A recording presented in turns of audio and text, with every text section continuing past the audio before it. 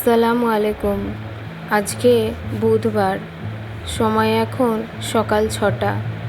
উঠেছি আমি ছাদে। ছাদ থেকে এই রকম একটা প্রাকৃতিক দৃশ্য আপনাদের সঙ্গে শেয়ার করার জন্য আমি ভিডিওটি নিলাম। জানালা থেকে কয়েকদিন ধরে বেশ কিছু ভিডিও দিয়েছি, কিন্তু আজকে ভোরবেলা যখন ছাদে উঠলাম তখন এই ভিডিওটা ক্যাপচার না করে আর থাকতে পারলাম না।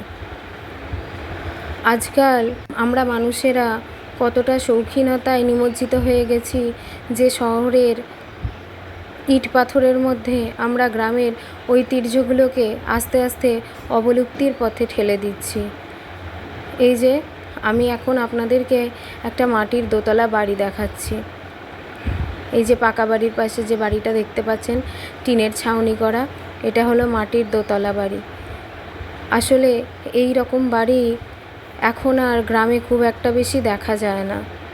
এখন মানুষ ইট, পাথর, বালি, সিমেন্টের শৌখিনতায় এই সমস্ত ঘরবাড়িগুলোকে অবলুপ্তির পথে ঠেলে দিয়েছে। শৌখিনতার উদ্দেশ্যে এই সমস্ত মাটির বাড়িগুলোকে আর পছন্দ করে না। রোজ লেপা পোছা, পরিষ্কার করা, এই সমস্ত থেকে মানুষ এখন মুক্তি পেতে চায়, যার কারণে এই ইট পাথরের বাড়ি তৈরি করছে।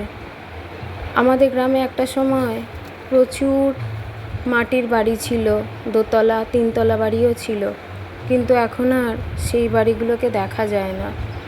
এখন মানুষ শহরে গিয়ে শহরের আদব কায়দায় এতটাই নিজেকে মজিয়ে ফেলছে যে এই সমস্ত ঘরবাড়িগুলো এখন অবলুপ্তির পথে। আজকে সকালের মতো আমি যখন এখানে থাকতাম তখন প্রতিদিন সকালবেলায় আমি আমার কাজ সেরে এই ছাদে আসতাম, কিন্তু শহরে থাকার কারণে তা আর হয়ে ওঠে না। টাটা, খুদা হাফেজ।